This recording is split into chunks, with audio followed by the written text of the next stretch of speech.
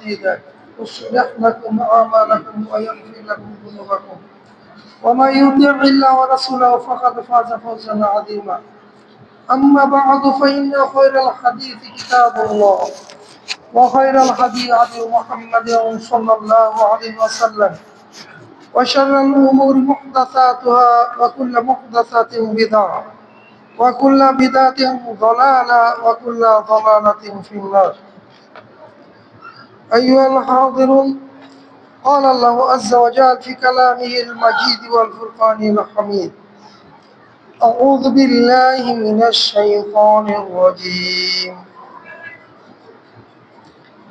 واستعينوا بالصبر والصلاة وإنها لكبيرة إلا على الخاشعين وقال تعالى في جنة يتساءلون عن المجرمين ما سلككم في سقر قالوا لم نكن من المصلين وقال النبي صلى الله عليه وسلم بين العبد وبين الكفر ترك الصلاة সম্মানিত উপস্থিতি প্রশংসা আল্লাহ সুবহানাহু ওয়া তাআলার শান্তি রহমত বর্ষিত হোক সাইয়্যিদুল মুরসালিন রাহমাতুল লিল আলামিন মুহাম্মদ রাসূলুল্লাহ সাল্লাল্লাহু আলাইহি ওয়াসাল্লামের উপর তার সম্মানিতা স্ত্রী আমাদের মা উম্মাতুল মুসলিমিন সাহাবায়ে কেরাম রাদিয়াল্লাহু আনহুম তাবেঈন এবং কিয়ামত পর্যন্ত যারা হকের অনুসরণ করবে তাদের উপর আমরা বলি আমিন। আমরা আজকে ওয়াস্তাঈনু বিস-সাবরি ওয়াস-সালাহ ওয়া ইন্নাহা লাকাবীরাতুন ইল্লা আলাল খাশিঈন এটার শেষ আলোচনা করব। এটা নিয়ে আমরা কয়েক সপ্তাহ কথা বললাম কেন সালাতটা গুরুত্বপূর্ণ আর সালাতের আরকান সালাতের শর্ত এগুলা জানা ফরজ, না জানলে সালাত হবে না। সালাতের অনেক বিধিবিধান আমরা শুধু মোটা মোটা যেগুলি আপনাদের না করলে চলবে না সেগুলি বলে যাই। সালাত নিয়ে একবার আলোচনা করেছিলাম, আবার আলোচনা করতে হবে ব্যাপকভাবে, একেবারে ওযু থেকে শুরু করে সালাম ফেরানো পর্যন্ত।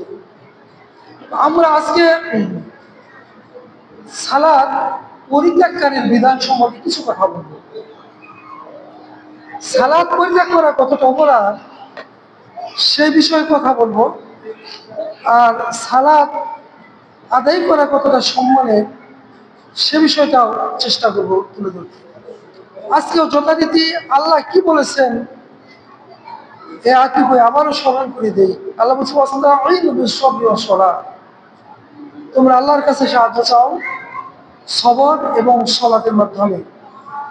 ওয়া ইন্নাহা লাকাবীরাতুন ইল্লা আলাল খাশিঈন, নিশ্চয় এটা অত্যন্ত কঠিন কাজ, অত্যন্ত কষ্টকর কাজ।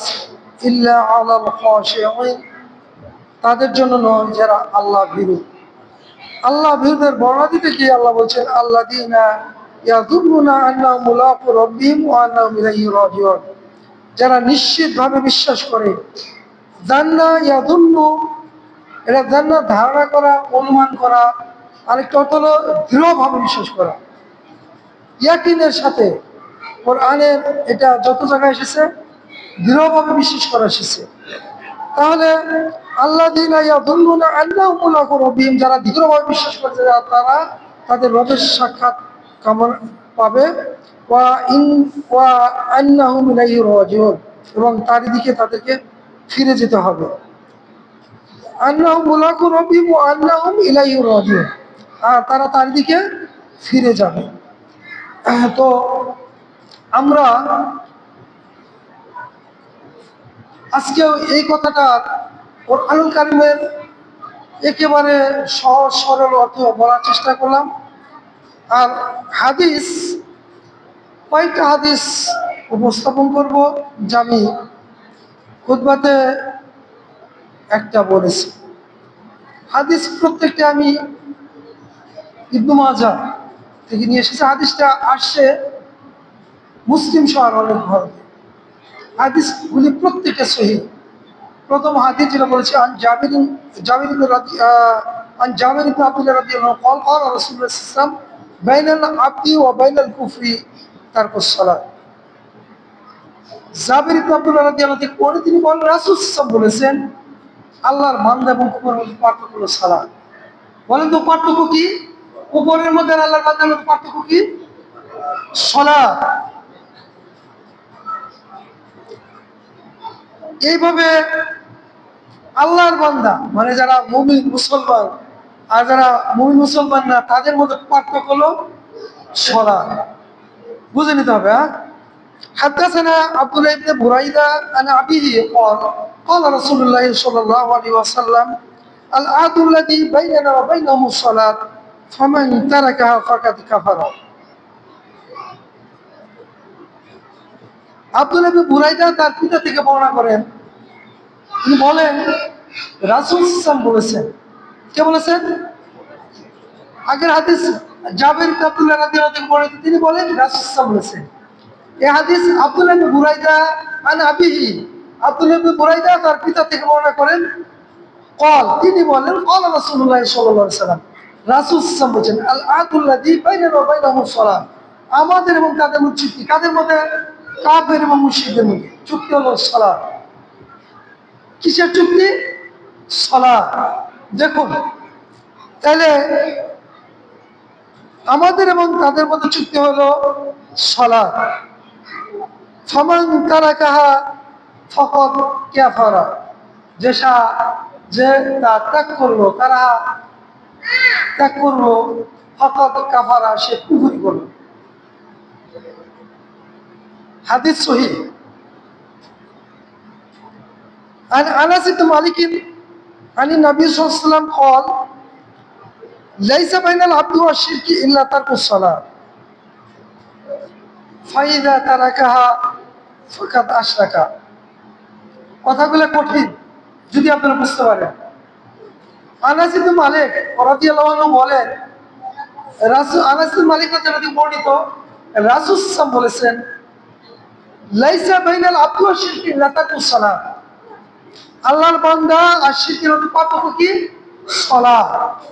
ফাইদা তারাকাহা, যে তা ত্যাগ করলো, যখন ফাইদা তারাকা, যখন তা ত্যাগ করলো, ফাকাদ আশরাকা, সে শিরক করলো।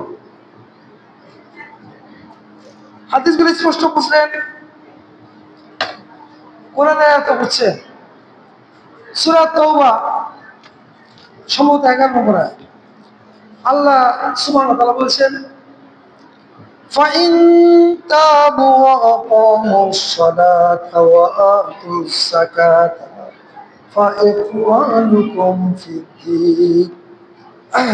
আল্লাহ বললেন যদি তারা ফাইন তাবু, তওবা করে, ওয়াকামুস সালাত, সালাত কায়েম করে, ওয়াতুস যাকাত, যাকাত দেয়, ফাইখওয়ানুকুম ফিদ্দীন, তাহলে তারা তোমাদের দ্বীনি ভাই।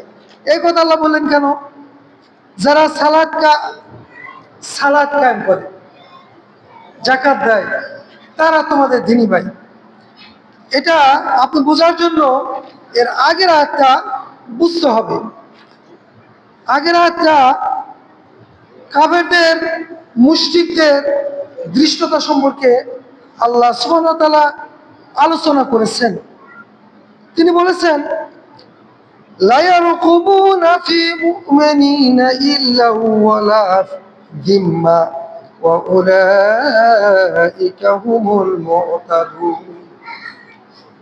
এই কাফের মুশরিকদের কথা আল্লাহ বলছেন যে কাফের মুশরিকরা তারা কি করে না? সম্মান করে। লায়ার কুবু না, তারা সম্মান করে না ফি মুমিনি, মুমিনদের, ইল্লা ওয়া লা যিম্মা, মুমিনদের সম্পর্কের, মুমিনদের আত্মীয়তা এবং তাদের প্রতিশ্রুতি, তাদের ওয়াদার কোনো সম্মান তারা করে না। এরপর আল্লাহ বললেন যে এরাই হলো সীমা লঙ্ঘনকারী। এরাই হলো কি? সীমা লঙ্ঘনকারী। তাহলে এই সীমা লঙ্ঘনকারীদের সাথে আচরণ কি হওয়া উচিত? তারা যে দৃষ্টতা প্রদর্শন করেছে,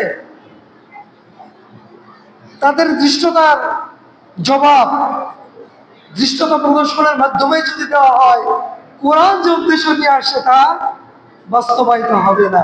আল্লাহ বললেন, শুনো, ওরা তো তোমাদের সাথে জুলুম করেছে, অন্যায় করেছে, অবিচার করেছে, তোমাদের আত্মীয়তার মূল্যায়ন করে, তোমাদের সাথে ওয়াদাবদ্ধ হওয়ার, প্রতিশ্রুতি রক্ষা করার মূল্যায়ন তারা করেনি। কিন্তু এত অপরাধ তারা করার পরেও এই আয়াতটা আল্লাহ সুবহানাহু ওয়া তাআলা সূরা তাওবাতে বললেন যে যদি তারা ফাইন তাবু ওয়া আকামুস সালাতা ওয়া আতুস যাকাতা ফাইখওয়ানুকুম ফিদ্দীন, এই এত অপরাধরা করার পরেও, এত উন্নাসিকা দেখানোর পরেও, এই ওয়াদা ভঙ্গ করার পরেও, আত্মীয়তার মর্যাদা না দেওয়ার পরেও যদি তারা তওবা করে, তওবা করলে তো গোপনে বোঝা যায় না, তাই না? তওবা করার সাথে সাথে অনুতপ্ত হবে। এরপরে ফাইন তাবু ওয়া আকামুস সালাহ, এই তওবাটা তারা করেছে কিনা এর সাক্ষী স্বরূপ ওয়াকামুস সালাহ, সালাত কায়েম করে, ওয়াতুস যাকাত, যাকাত এটা প্রকাশ্য না। তওবা হলো আভ্যন্তরীণ আমল। তারা যে তোমাদের সাথে অন্যায় করেছে, তারা যদি অনুতপ্ত হয়, অনুশোচিত হয়, তারা যদি তোমাদের এটা বুঝতে পারে, তাহলে এই বুঝার পরে যদি ফাইন তাবু, তারা তওবা করে, ওয়াকামুস সালাহ, সালাত কায়েম করে, ওয়াতুস যাকাত, যাকাত দেয়, এই দুটো প্রকাশ্য হবে। সালাত কায়েম করা, যাকাত দেওয়া দুটো প্রকাশ্য। এই দুইটা যদি করে তারা, তাহলে ফাইখওয়ানুকুম ফিদ্দীন, তারা তোমাদের দ্বীনি ভাই। আল্লাহু আকবার। এটা কোরআনের শিক্ষা। এটা কার শিক্ষা? কোরআনের শিক্ষা। আসলে কি কোরআনের শিক্ষা আমরা বুঝি? সাইয়্যিদুল মুরসালিন রাহমাতুল লিল আলামিন কত নিপীড়িত, নির্যাতিত, মজলুম হয়ে মক্কা ত্যাগ করলেন, নিজের জন্মভূমিতে থাকতে পারলেন, অথচ তিনি রাহমাতুল লিল আলামিন, সারা সৃষ্টির জন্য তিনি রহমত। তিনি যখন মক্কা বিজয় করলেন, তিনি প্রতিশোধ নিতে পারতেন, তিনি ধরে ধরে সবাইকে জবাই করতে পারতেন, বাড়িঘর থেকে বিতাড়িত করে মক্কাকে বিরাম বিন্দু পরিণত করতে পারতেন না। মক্কা বিজয় হয়ে গেল, মক্কার লোকদের তিনি জিজ্ঞেস করলেন, তোমরা কি চাও? তারা বলল, আমরা আপনার কাছে সেটাই চাই। বিভিন্ন ভাবে বিভিন্ন জায়গায় কথা এসেছে, ইউসুফের ভাইরা ইউসুফের সাথে যা বলেছিল, আর আপনি যেন সম্মানিত, আমরা আপনার কাছে সম্মানজনক ব্যবহার আশা করি। আল্লাহু আকবার। আল্লাহ নূর বলে, আজকে তোমাদের আমি সবাইকে ক্ষমা করে দিলাম। চিন্তা করা যায়, যাকে হত্যা করার জন্য সুপরিকল্পিত ভাবে তার গৃহ আবদ্ধ করেছিল, দুনিয়া থেকে বিদায় করে দেওয়ার জন্য এমন কোন পথ পন্থা তারা বাদ রাখেনি যা প্রয়োগ করা হয়নি। সবকিছুর পরে আল্লাহ সুবহানাহু ওয়া তাআলা যখন তাকে নিরাপদ আশ্রয় মদিনায় নিয়ে গেলেন, মদিনা থেকে মক্কা বিজয় করলেন, বিজয় করার পরে তারা সঙ্গত কারণে বিনয় সন্ত্রস্ত হয়ে পড়লো। তারা চিন্তা করলো, আমরা মোহাম্মদের সাথে যে আচরণ করেছিলাম, আজকে যদি সে আচরণ মোহাম্মদ করে, তাহলে আমাদের সবার বর্ণায় উড়ে যাবে। কিন্তু সাইয়্যিদুল মুরসালিন রাহমাতুল লিল আলামিন, দয়ার নবী, তিনি দয়া পরবশ হয়ে বললেন, তোমরা আমার কাছে কি চাও? তারা সম্মানীয় ব্যক্তির কাছে সম্মান করলো, ব্যবহার আশা করলো, আর আল্লাহ নবী বলেন, আমি তোমাদের সবাইকে ক্ষমা করে দিলাম। আল্লাহ সুবহানাহু ওয়া তাআলা এখানে দেখিয়েছেন, হে ইহুদিরা, হে নাসাররা, কাফেররা, মুশরিকরা, তোমরা মুসলমানদের সাথে যে অত্যাচার করেছো, অবিচার করেছো, জুলুম করেছো, তোমাদের এই অত্যাচার, অবিচার, জুলুম যদি তোমরা ফাইন তাওবা, তওবা করো, ওয়া আকামুস সালাহ, সালাত কায়েম করো, ওয়া আতুস যাকাত, যাকাত দাও, ফাইখওয়ানুকুম ফিদ্দীন, তাহলে তোমরা হয়ে যাবে মুসলমানদের দ্বীনি ভাই। মুসলমানদের সাথে তোমরা যদি মুসলমানের সব কাজকর্ম করো, তাহলে ভিতরে তোমাদের হিংসা আছে না বিদ্বেষ আছে, এটা আল্লাহ বলেননি। বলছে তোমরা তাদের দ্বীনি ভাই, তাদের যে অধিকার তোমাদেরও সেই অধিকার। আল্লাহু আকবার। সম্মানিত উপস্থিতি, সালাত তরক করা মানে কুফরি করা। আল্লাহ সুবহানাহু ওয়া তাআলা বলেন, ওয়াকিমুস সালাহ ওয়া লা তাকুনু মিনাল মুশরিকিন, সালাত কায়েম করো, মুশরিকদের অন্তর্ভুক্ত হয়ো না। সালাত কায়েম করো, মুশরিকদের অন্তর্ভুক্ত হয়ো না। আমি আজকে মাত্র কয়েকটা হাদিস আর কয়েকটা আয়াতের অংশ বিশেষ আপনাদের সামনে উপস্থাপন করলাম। উপস্থাপন করলাম এই জন্য, বেশি কথা বললে তো মনে থাকে না। এই কথাগুলি যদি আপনারা মনের ভিতরে ধরে রাখতে পারেন যে সালাত হচ্ছে কাফের আর মুশরিকের মধ্যে পার্থক্যকারী একমাত্র বিষয়, সালাত হচ্ছে কাফের এবং মুশরিকদের মধ্যে পার্থক্যকারী একমাত্র বিষয়। যে সালাত আদায় করে সে মুসলিম, আর যে সালাত আদায় করে না সে হয় কাফের না হয় মুশরিক। যে সালাত আদায় করে না সে হয় কাফের না হয় মুশরিক। এটা আমি বলিনি, আমার আল্লাহ বলেছেন, আপনাদের আল্লাহ বলেছেন, আমাদের নবী বলেছেন, আমার নবী বলেছেন, আপনাদের নবী বলেছেন, আমাদের নবী বলেছেন যে সালাত আদায় করে সে মুমিন, আর যে সালাত আদায় করে না সে কাফের মুশরিক। বলুন, যারা সালাত আদায় করে না আর যারা সালাত আদায় করে নাকি সমান হতে পারে? কোশ্চিন কালেও হতে পারে না। আল্লাহ সুবহানাহু ওয়া তাআলা কুরআনুল কারীমে কত দৃষ্টান্ত উপস্থাপন করেছে। আল্লাহ বলেছে আল ইয়াস্তাবিল্লাযিনা ইয়ালামুনা ওয়াল্লাযিনা লা ইয়ালামুন, যারা জানে আর যারা জানে না তারা কি সমান? কি বলেন সমান? আল ইয়াস্তাবিল আমা ওয়াল বাসীর, আল্লাহ বলেছে যে চক্ষু সমান আর যে চোখে দেখে না সে কি সমান? কখনো সমান হতে পারে না। জান্নাতি আর জাহান্নামী সমান হতে পারে না, রাত আর দিন সমান হতে পারে না, অন্ধকার আর আলো সমান হতে পারে না। সুতরাং সালাত আদায়কারীর কাফের কখনো সমান হতে পারে না, সালাত আদায়কারী মুশরিক কখনো সমান হতে পারে না। সালাত আদায়কারী মুমিন আর সালাত পরিত্যাগকারী হচ্ছে কাফের মুশরিক, তারা কখনো মুসলমানের সমান হতে পারে না। আকুলু কাওলি হাযা আস্তাগফিরুল্লাহ লি ওয়া লাকুম ফাস্তাগফিরুহু ইন্নাহু হুয়াল গফুরুর রহিম। আলহামদুলিল্লাহ ওয়াহদা ওয়াসসালাতু ওয়াসসালামু আলা মান লা নাবিয়্যা বাদা। সম্মানিত দিনী ভাই, সালাত আমরা প্রথম থেকে বলে আসছি, 14 বছর প্রায় চলে যাচ্ছে। এই ঈদুল হাজার আর কয়দিন বাকি আছে? 14 বছর, 28 তারিখে এই ঈদুল আযহা পার দিলে আমরা 14 বছর আপনাদের সামনে এখানে এই বক্তব্য দিয়ে আসতেছি বিভিন্ন বিষয়ে। এখন আমরা ধারাবাহিক আলোচনা শুরু করেছি সূরা বাকারা। আমরা সালাতের কথা নিয়ে অন্তত 3-4 সপ্তাহ, সভাপতি সাহেব 3-4 সপ্তাহ আলোচনা করলাম, সংক্ষিপ্ত করে হলেও মূল জিনিসগুলি, যে জিনিসগুলি আপনাদের প্রয়োজন সেগুলি আমি তুলে ধরার চেষ্টা করলাম। আল্লাহু আলাম, আল্লাহ আমাকে যতটুকু বলার তৌফিক দিয়েছে ততটুকু বললাম। কি হবে সাহেব, আপনাদের উপর এর বিচার্য ছেড়ে দিলাম। আপনারা সালাত ছেড়ে দিবেন না সালাত আদায় করবেন? সম্মানিত দিনী ভাই, ভৌগোলিক বিষয়েও আপনাদের জানা দরকার। আপনারা বলবেন হুজুর বুঝি রাজনীতি করে না, আগেও বলেছি আল্লাহ আল্লাহর কসম আমি কোনো রাজনীতি করলে রাজনীতি চাই না, রাজনীতি বুঝিও না। কারণ এই জঘন্য পচা খিচুড়ি, এই জঘন্য বস্তা পচা দুষ্ট, এই জঘন্য গণতন্ত্র, বড় বড় গণতন্ত্রের রাজনীতি আমি কখনোই করার চিন্তা করি না এবং করবো বলে আশাও করি না। তো এটা হলো সবচেয়ে পৈশাচিক, সবচেয়ে নিকৃষ্ট, সবচেয়ে ভয়ঙ্কর একটা পন্থা হলো গণতন্ত্র। মুসলমানরা কখনো গণতন্ত্র করতে পারে না, যদিও প্রেক্ষাপট ভিন্ন, বিভিন্ন জন বিভিন্ন কথা বলবে। তা আমরা বলবো কোরআন হাদিসে একজন নবীর আমরা এরকম জীবনে দেখিনি 5 বছর নবুয়তি করার পর সে আবার নবুয়তি ছেড়ে দিল। কেউ আছে নাকি? সভাপতি মনে হয় জানে নাই। কোন নবী কি 5 বছর নবুয়তি করার পর নবী ছেড়ে দিছে অন্যজন নবী হয়েছে? নাই। নবী যতদিন বেঁচে থাকতো নবীয়তের দায়িত্ব নিয়ে থাকতো। তার মানে মুসলিম শাসক যতদিন বেঁচে থাকবে, যতদিন পাগল না হবে, উন্মাদ না হবে, শারীরিক অক্ষম না হবে, তার বুদ্ধির বিলুপ্তি না হবে, ততক্ষণ শাসক সঠিক থাকবে। তার পরিবর্তনের কোনো প্রয়োজন হয় না। আজকে শাসক কালকে চাকর, ও কিসের শাসক হলো? গণতন্ত্র তো সেটাই শিক্ষা দিছে, 5 বছর তুমি রাজা হও, 5 বছর জেলখানায় ঢুকো। আমাদের যদি বুদ্ধি থাকতো, হায় আফসোস, আমরা তো বুঝতাম গণতন্ত্র আমাদের কত নিকৃষ্ট বানিয়েছে, কত বর্বর বানিয়েছে, কত নিচু স্তরে নামিয়ে দিয়েছে। গণতন্ত্রের আমরা কোন রহস্য উদ্ঘাটন করতে পারি না। একজন চাকর আব্রাহাম লিঙ্কন কি সার্ভেন্ট অফ মাস্টার, সে একজন গরিবের চাকর ছিল, কি সেক্রেটারি সাহেব। আব্রাহাম লিঙ্কন কি ছিল? চাকর ছিল না? সে কাঠ কাটতো। আমরা ক্লাস 7-এ পড়েছি, ভাগ্যমণি ইংরেজিতে পড়েছি।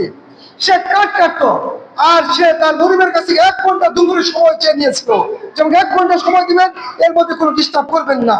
আমি ইংরেজির গল্পটা খুব সংক্ষিপ্ত করে, সে কত সালে পড়েছি ইংরেজি গল্পটা পড়েছি আজ থেকে নিচের ভাগে 24 বছর আগে। আমি সংক্ষিপ্ত করে তার সামারাইজটা বলি। সে আব্রাহাম বলল, আমাকে 1 ঘন্টা সময় দিবেন, যে সময় আমাকে কেউ বিরক্ত করবে না। সে জঙ্গলে চলে যেত, 1 ঘন্টা সময় সে বই পড়তো। একদিন তার মাস্টার চিন্তা করলো, আব্রাহাম কি করে একটু দেখি। সে দেখলো আব্রাহাম গভীর ভাবে নিমগ্ন হয়ে একটা বই পড়ছে। আব্রাহামকে বললো, আব্রাহাম তুমি কি হতে চাও?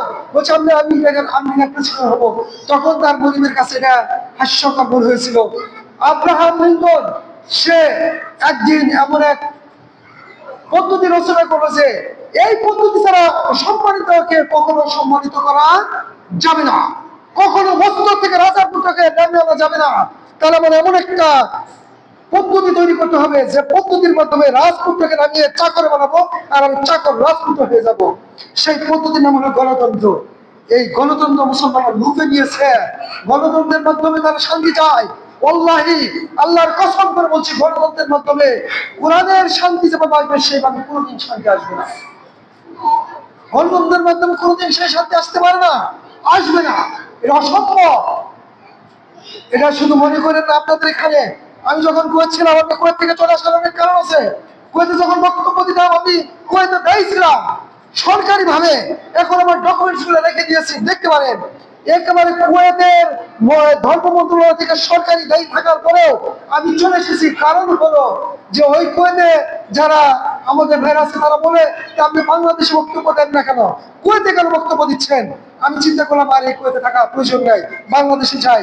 আমার উস্তাদ শেখ আব্দুল হক বললো, শেখ জাকির তুই বাংলাদেশে তাওহীদের আলোচনা করিস না, তাহলে তোর গর্দান কেটে ফেলবে।